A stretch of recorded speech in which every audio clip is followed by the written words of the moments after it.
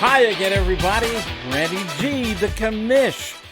You're saying, wait a minute. Yes, this is Randy's Ringside.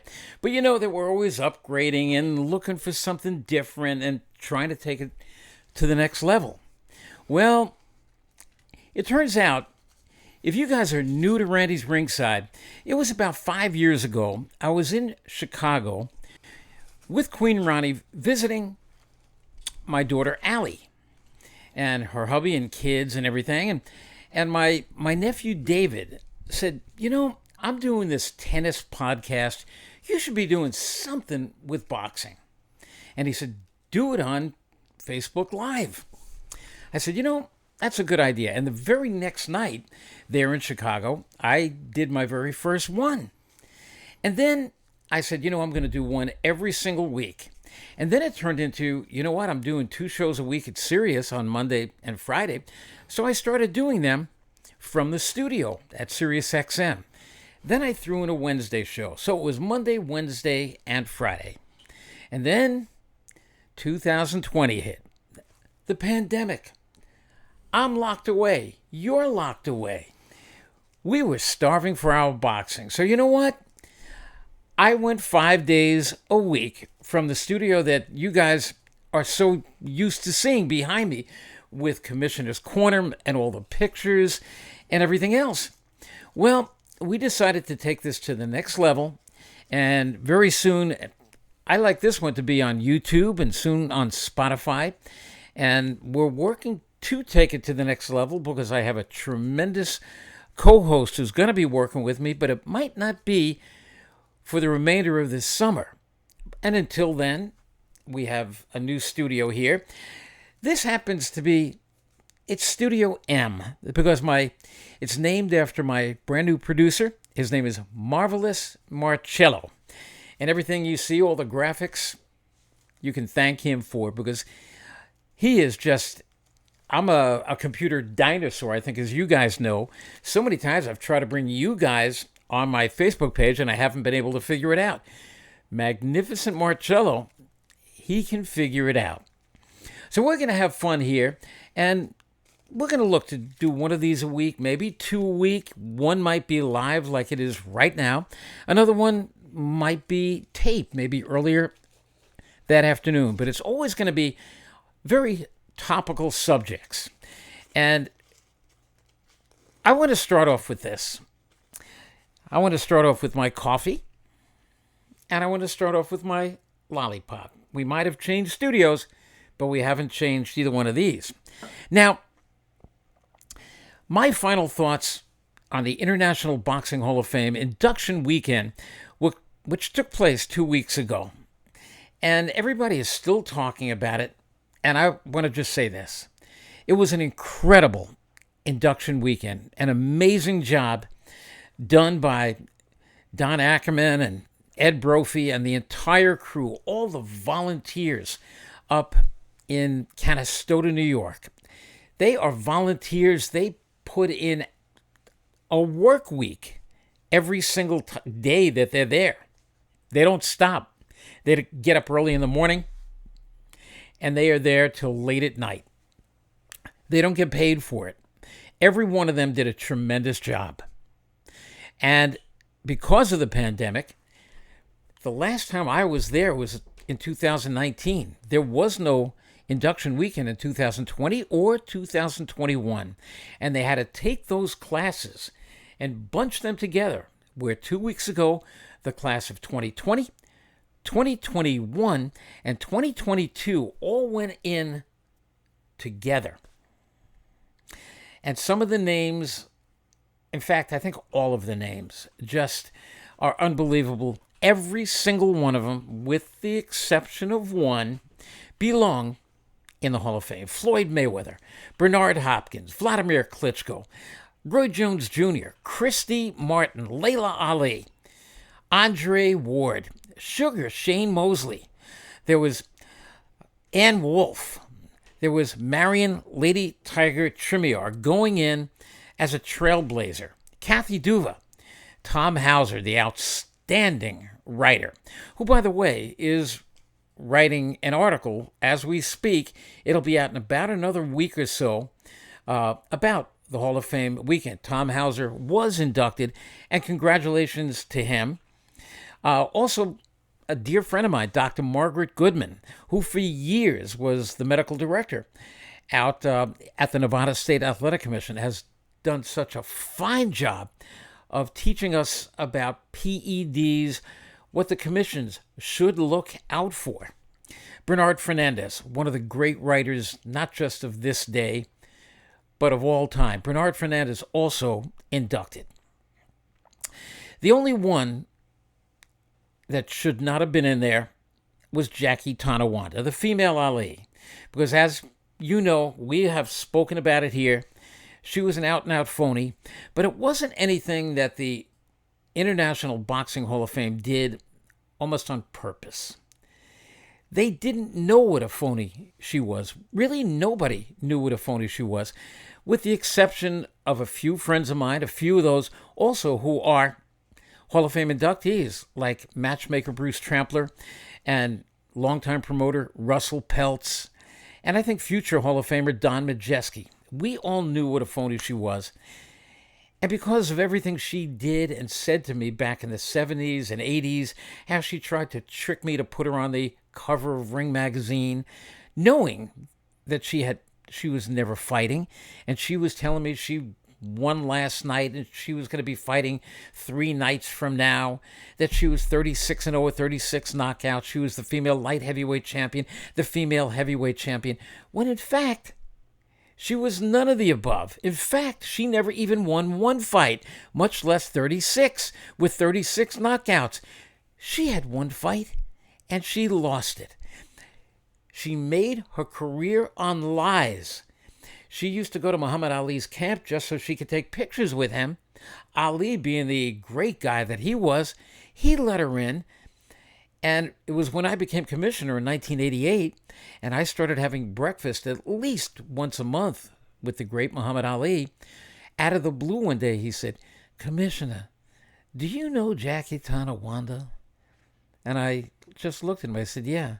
And he said, "Is she real?" Well, I knew what he meant.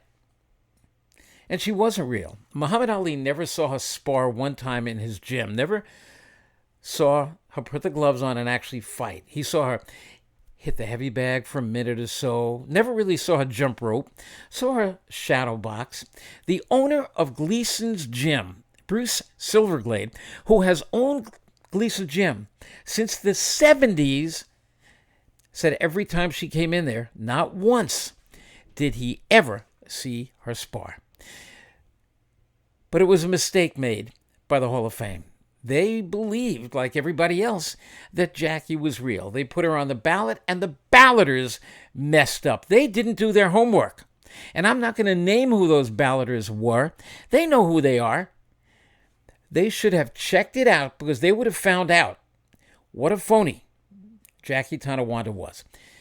So out of about the 520 inductees over all the years, about 30 years of inductions, they've had about 519 real fighters who belong in the Hall of Fame, fighters, writers, cornermen, observers, and everything else.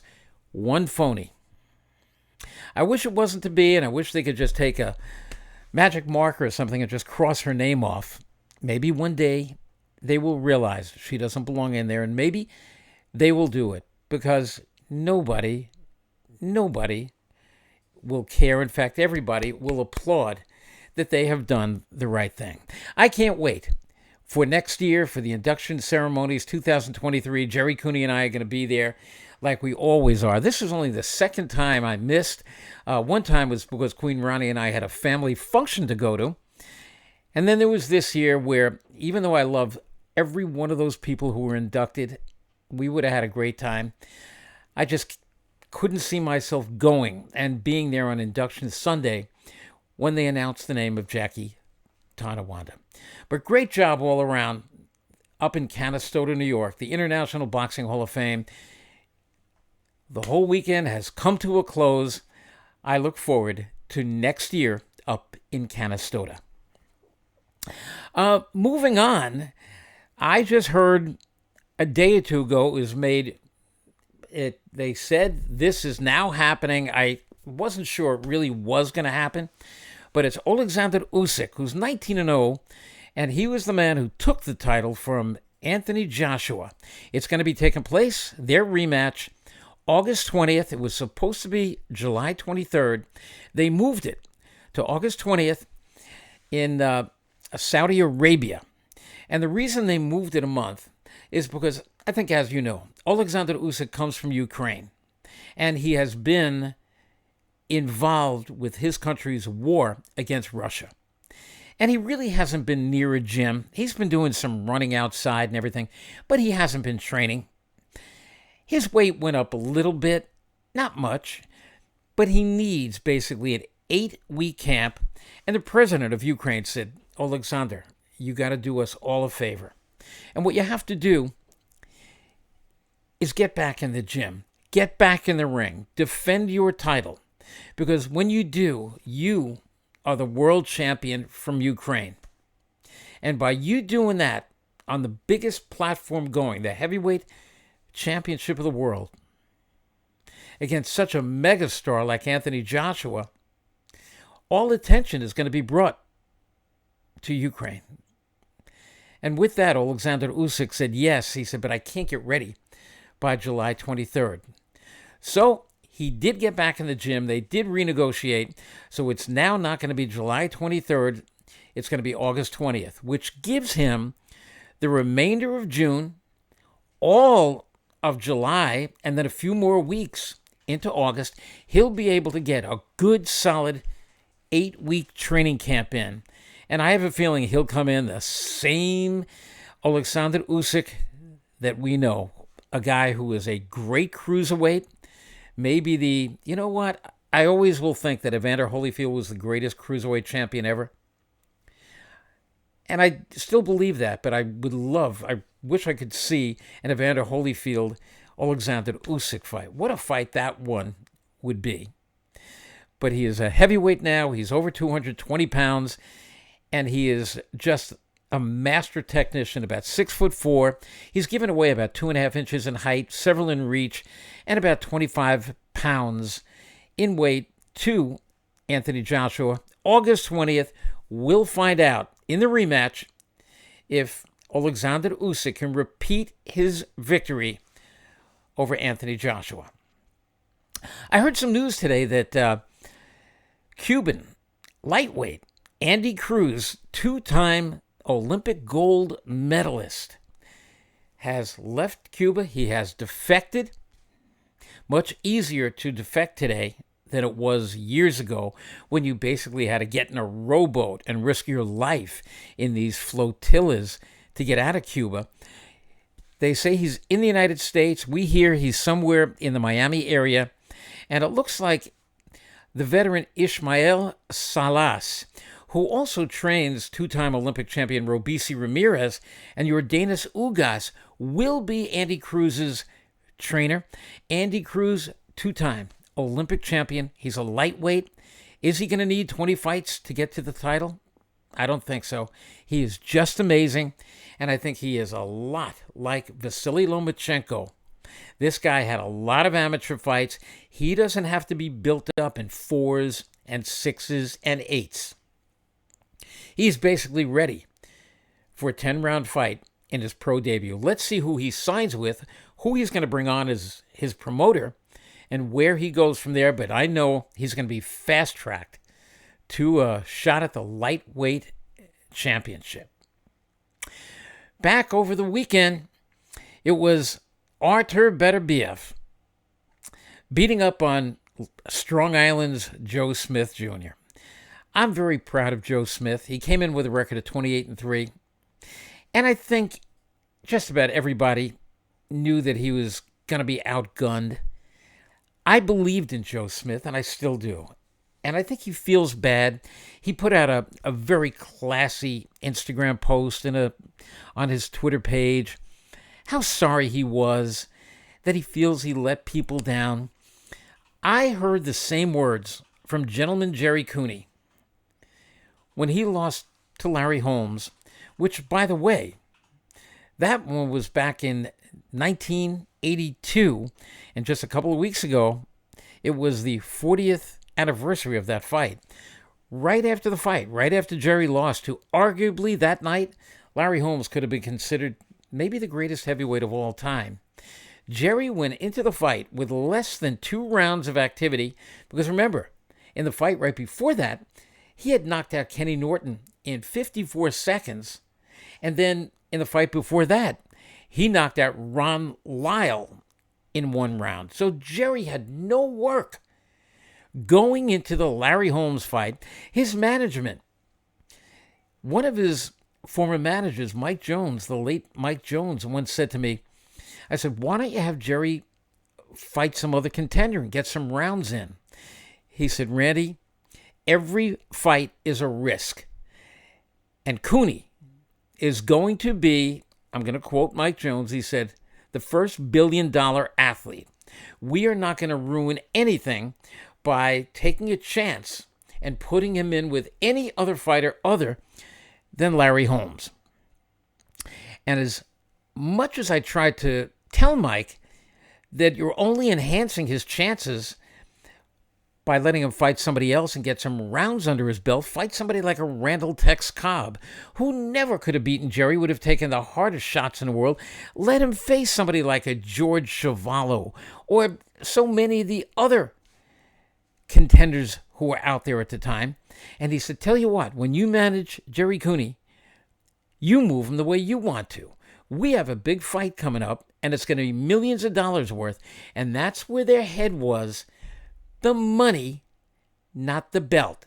Because had Jerry been prepared properly for that fight, and Jerry believes this to this day, if Jerry was sitting here with me now, and he will be here with me now, not today, but maybe next week we'll get Jerry Cooney.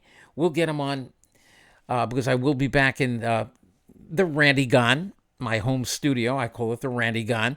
He will be on with me on my Facebook Live show, Randy's Ringside, and you'll hear him say, I wish I had more fights. That's what held me back. And Larry Holmes will even say, you know what, Jerry? I'm glad you didn't have more rounds under your belt, because I would have been in deep trouble that night. So all I know is that Jerry apologized to everybody. He had nothing to apologize for. Neither does Joe Smith. Joe Smith went out there and accomplished more than anybody ever thought he was going to be able to do. What a fighter he was. What a heart he had. You know what? He lost 3 fights. 2 of those losses, he suffered a broken jaw. In his first broken jaw, the jaw was broken in 2 places. He didn't quit. He fought for a little while before he was forced to stop with a mouthful of blood, and they knew it was broken. No point in going on. So 2 of his 3 losses were with broken jaws. And in this fight, it wasn't that Joe Smith Jr. was bad. It was that Artur Beterbiev, who I've been hearing from John Scully, one of his trainers, the Iceman. He's been telling us you have never seen a fighter train like this before. Very rarely are you going to see a fighter. Because I know that Lomachenko, who was cut out of that same cloth, nobody trains like Lomachenko. And Beterbiev, despite the fact that he's 37, today's 37 is like 27. You should see, and I saw some of the training camps he was going through. Most humans, even top athletes, could not put up with the workouts he was doing. I never thought he had such foot speed. I never thought he had such upper body movement. And quite frankly, I never thought he had the hand speed that he showed on Saturday night. He had it all. And of course, he's got that devastating power. And every jab he threw was what I call a shotgun jab. The jabs just weren't thrown out there. They weren't snapped out there. Everything had 175 pounds of Artur Beterbiev behind it. Well, what's up for him next? They are talking about a fight against 22-2, hard-punching Anthony Yarde of the United Kingdom. Yeah, he's 22-2, and he's got 21 knockouts, but he's hittable. And he was stopped in one of those 2 losses by Sergey Kovalev. And he was stopped by Kovalev a little later in Kovalev's career, when Kovalev wasn't really Kovalev, the crusher from Russia, anymore. What do I think is going to happen when Anthony Yarde fights Beterbiev? Same thing that happened to Joe Smith and every one of the 18 other men who Beterbiev has faced. He's faced 18 men. None of them have heard the ring announcer say, "Final round." They all get knocked out way before that. Anthony Yarde will be the 19th victim for Beterbiev. So where does he go next? There's only one fight, one real fight for Beterbiev, and that's the undefeated 20-0 Dmitri Bivol, the man who a few weeks ago beat Canelo Alvarez. That's the fight that has to be made. Beterbiev against Bivol for all the light heavyweight marbles, for every single one of them. And I will tell you this.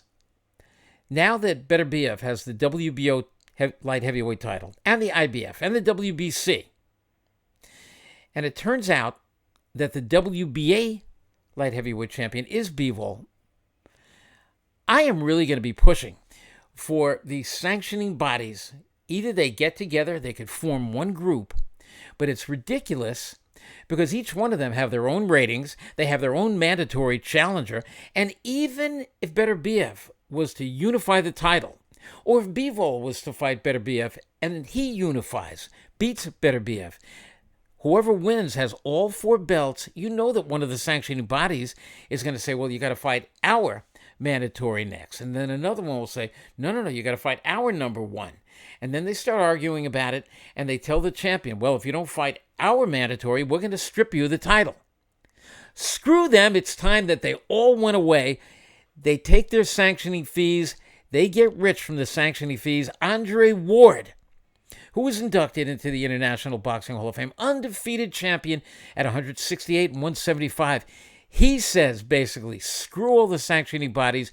We don't need them. We don't need to be giving up our money to them to take their dumb belts. You know what? Go with the Ring Magazine belt. One that I used to give out. One that Dougie Fisher and Ring Magazine gives out now. That's a belt that means something. Not all these other trinket belts. And you know what? I like the guys who run these organizations. But enough is enough. Because it's you guys with the sanctioning bodies who are hurting the sport more than anything else. It's time we got back to having one recognized champion. And we are moving on here on Randy's Ringside in our new but not permanent studio, but we're just trying something because me and Marvelous Marcello, our producer here, we have decided to just give you something a little bit more. So, Marcello, if you'll just jump on mic for a second with me, I want everybody to hear your dulcet tones or whatever that is. And thank you so much for offering up your studio today. And I know that everybody is, I think, really loving this. So thank you so much. Really great feedback. Marvelous Marcello. We're getting some really great feedback, Randy. A lot of people are liking it. A lot of people are agreeing with you about the fight you were just speaking of, Beterbiev. A lot of people are agreeing you with that. And yeah, it's a pleasure to have you here. I figure we give you a little bit of an upgrade. Maybe moving forward, we can keep doing it, make it big and better, and who knows, maybe have some special guests in the future. Moving forward with Randy's Ringside version 2.0. What do you think, Amish? I love it. And yeah, those special guests, we can't wait to have them on. You know what? I want to give you my top 5. I'm always updating and changing my top 5, my top 10, pound for pound. So here's my top 5 guys that I've come up with. I'm going to give you my top 5 guys and my top 5 women. And certainly, I think if I was going to take 100 of you, and I was going to say, put together your top 10 or whatever it might be. Each one of you are going to have something different. Not that it's right, not that it's wrong, not that mine is right or wrong. I'm going to start at number 5. There's no way that I could take out Vasily Lomachenko. Just a couple of years ago, he was number 1. Then he lost to Teofimo Lopez. And that was the second loss of his career. He's like 16-2. But we all know what Vasily Lomachenko has done, what he's accomplished in boxing, what he has meant to boxing. From his first fight, he wasn't going to fight a 4 or 6 or an 8. He didn't even want a 10. He wanted a world title fight. He didn't get that till his second fight, and he lost against the very dirty fighter who was way overweight, Orlando Salido. Had the fight gone one more round, Lomachenko would have knocked him out, I am sure. And then his only other loss came to Teofimo Lopez, and in that fight, Lomachenko went in, and fighters go into the fights often injured. They hide the injuries because they just don't want to cancel. Of course, COVID took care of that for a lot of guys who came down with COVID, and they tested COVID, and the fight was off. But with Lomachenko, and this fight was given to us basically for free on ESPN by Top Rank's Bob Arum, Lomachenko hid a severe shoulder injury. Yeah, he still had the moves, the upper body moves and everything else. But he wasn't able to deliver the offense that has made him, I think, such a great fighter. He had surgery right after. He rehabbed as hard as you could rehab. He recovered very well. And then he came back with a couple victories in a row. One over a very tough Japanese opponent, Nakatani. Knocked him out, toyed with him. And then last December, at Madison Square Garden, I was sitting with Jerry Cooney just feet away from the ring. We never realized Lomachenko had such fast hands. I think he's got the 2 fastest hands in the lightweight division. And there's a lot of fast lightweights out there. I think his hands are faster than Devin Haney, faster than Gervonta Davis, faster than Ryan Garcia, faster than George Kambosos, faster than anybody out there. How can I possibly take him out of the number 1 spot? Yeah, he lost a notch by losing to Teofimo Lopez. I got him at number 5. Number 4, I got Errol Spence. Errol Spence is undefeated, 28 fights. You saw in his last fight when he beat Yordenis Ugas, and he did it rather easily. Errol Spence takes a round or two to start taking a look at you. Then he takes you apart. I got to have him at number 4 because the 3 guys above him, I mean, I think this is all interchangeable. Number 3 is Canelo Alvarez. He takes chances that few other fighters do. Look what he did in his last fight. I mean, in his career, he's moved up from 154 to 160, 60 to 68, wins the title, basically unifies the 168-pound title. Then he goes after Dmitri Bivol. He took another shot. He moved up. Did he win the fight? No. He was in against a much bigger man who outboxed him, used his smarts on him, and there was no question about it. This wasn't a disputed decision or anything like that. And Canelo licked his wounds and went back down to 168. I can't drop him. I mean, if you did have him at 1 or 2, you drop him a notch, whatever. And the reason I got him at number 3 is look who's above him. Number 2, I got 38-0 Terence Crawford. 38-0. I think it's coming closer and closer and closer, where Terence Crawford is soon going to be fighting Errol Spence for the undisputed championship. Most people I'm speaking to are going with Terence Crawford, and he is just an awesome fighter. Speed, power, body punching. But I've seen him get hit much more than I really thought that I would see him get hit. And I think against Errol Spence, Errol Spence loves to figure you out. And maybe for a couple of rounds, Errol Spence will be falling behind on points. Remember, both these guys are southpaws. But I think as the fight goes on, and it will go on, there's not going to be any stoppages here. He is going to start to find the range and win rounds. And as he wins rounds, the points build up, and I think it's going to go 12 rounds. And I do see Errol Spence beating Terence Crawford. My opinion, I think most of you probably disagree with that. But number 5, Lomachenko. Number 4, Errol Spence. Number 3, Canelo Alvarez. Number 2, Terence Crawford. And number 1, the more I see this guy, the more I know he is totally an elite fighter.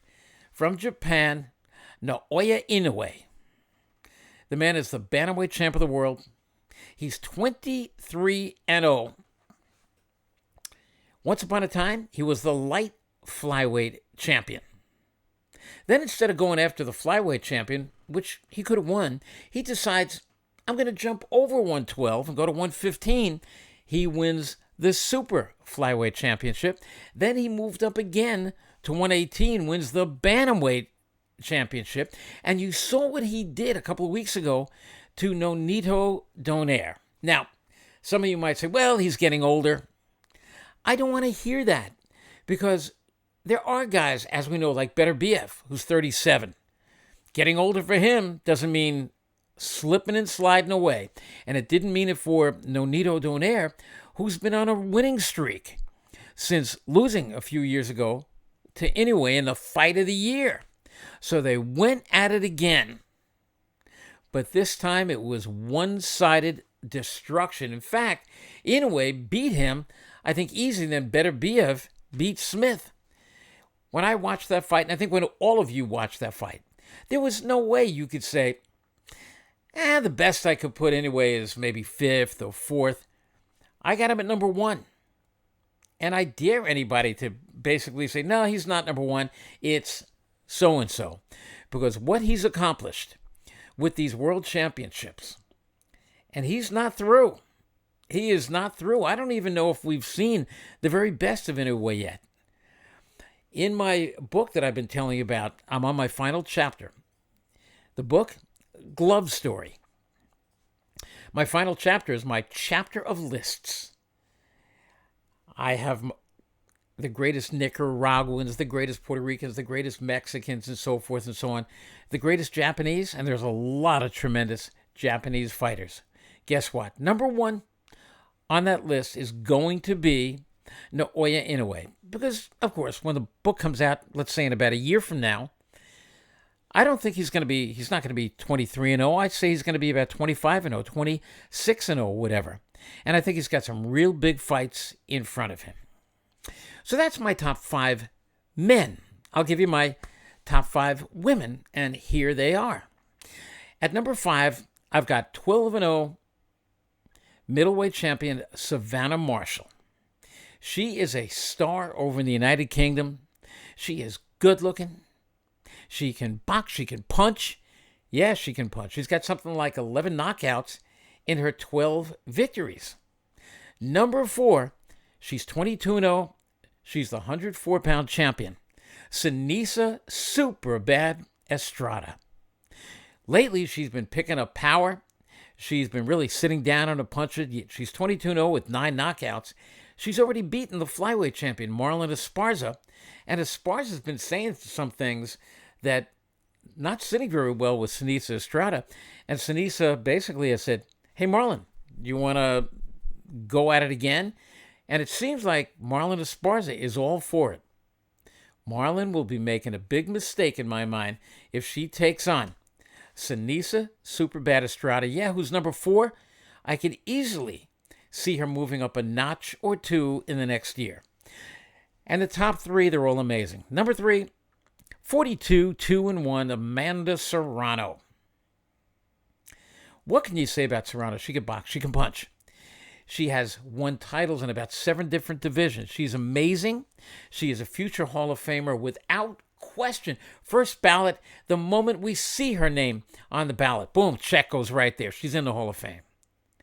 Number 2 has to be Claressa Shields. Maybe it doesn't have to be. Maybe she's at number 1. She calls herself the GWOAT, the greatest woman of all time. Maybe she is.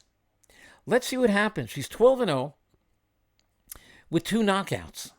Why does she have 2 knockouts? Well, it's something we're going to be discussing on future shows. See, the women fight 2-minute rounds.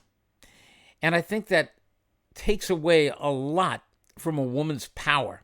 Because sometimes, maybe in the 3rd minute, the opponent, after fighting for 2.5 minutes, whatever, they might make a mistake, boom, and they get caught. In Savannah Marshall's case, she's got 11 knockouts, but her opposition, I don't think, has been as good as Claressa Shields. And we'll talk about the 2 of them in a moment. Number 1, how do I go anywhere except Katie Taylor? Katie Taylor, back a couple of months ago at Madison Square Garden, basically fulfilled a dream for me because I knew, and I was telling people 30 years ago, that one day 2 women are going to fight in the main event at Madison Square Garden. And on that night, it was an incredibly proud night for the women, proud night for boxing. And I sat there with basically tears in my eyes as I watched Katie Taylor against Amanda Serrano. At the end of 10 rounds, and it should not be 10 rounds, it should be 12 rounds, Katie Taylor took a close decision. I had Amanda Serrano winning by this much. You know what? A lot of people did. But the fight was so good, it became an instant classic. Now I'm hoping they could do it again, but I'm not hearing very encouraging signs that it will happen again. So Katie Taylor, number 1, Claressa Shields, number 2, Amanda Serrano, number 3, number 4, Seniesa Superbad Estrada, and number 5, Savannah Marshall. Now, you know what? Talking about all these greats, here are some of the fights, maybe the top 3 fights in the women and the men that I would love to see. Number 1, I would like to see, and I think we are going to see it in a couple of months, it's going to be Savannah Marshall against Claressa Shields. The 2 of them have been talking back and forth. Savannah Marshall beat Claressa Shields in the amateurs. I do believe that Shields beat her in a rematch. That I'm not definite about. But Savannah did beat Claressa. There is truly no love lost between the 2 of them. I can't wait to see the pro version of it, whether it's 2-minute rounds or 3-minute rounds or 10 rounds or 12 rounds. I don't care. Shields against Savannah Marshall is one of those fights that I want to see. Another one of the female fights I want to see is Seniesa Estrada in a rematch against the flyweight champion, Marlon Esparza. In order to take on Marlon Esparza, Seniesa will have to jump up from 104 pounds to 112. Now, she doesn't have to. She can actually stay at 104 as long as you're under the weight. She can go fight at 104 pounds against Marlon Esparza. But at the weigh-in, Marlon will probably weigh in right around 112, and then when fight time happens, she'll be about 115 or 16 or something like that, while Seniesa will weigh in what she usually weighs in, if she weighs in at 104, 105. So I'd like to see her put on, she says she has no problem putting on a few pounds. And for these smaller fights, men or women, just a couple of pounds could mean victory or defeat. But whatever weight that Seniesa Estrada decides to come in, I'd like to see that fight. Rematch, Seniesa Estrada against Marlon Esparza. And I'll go so far to say the first time was a decision. I think this time Seniesa has improved so much, and I don't mean to say this to scare Marlon Esparza. I think Marlon Esparza gets knocked out this time. And I know there's a lot of Marlon Esparza fans out there who say, no way, I'll bet you on that. You know what? Call me. Maybe we'll do some balut. Maybe we'll do a lollipop or something like that. Now for the guys, the fight that I would love to see, 3 fights. Terrence Crawford against Errol Spence. It's getting closer, it's getting closer, it's getting closer. But we know what happens in boxing. Look at Mayweather and Pacquiao years ago. They marinated it, They marinated it. They over-marinated it. They super over-marinated it. And by the time it happened, Manny Pacquiao was hurt. He was damaged goods when he got in the ring. The fight should have taken place years earlier. But Terence Crawford and Errol Spence are now realizing it, and they hear the footsteps of undefeated fighters like Virgil Ortiz and Jaron Ennis. And they don't want to face those guys without. Terence feels if he beats Errol Spence, at least to fight Virgil Ortiz or Jaron Ennis, there will be a pot of gold waiting for that fight. And same thing with Errol Spence. He says, if I beat Crawford, then I'm going to go in against Jaron Ennis or Virgil Ortiz for a mountain of money as the undisputed champion. So make it happen. Terence Crawford, Errol Spence. We'll have to find a promoter for them. Will it be? I don't think it's going to be Top Rank because Terence Crawford has said some horrible things about Top Rank chairman Bob Arum. And I don't know if they're in court over it, but it's not going to be Top Rank which promotes it.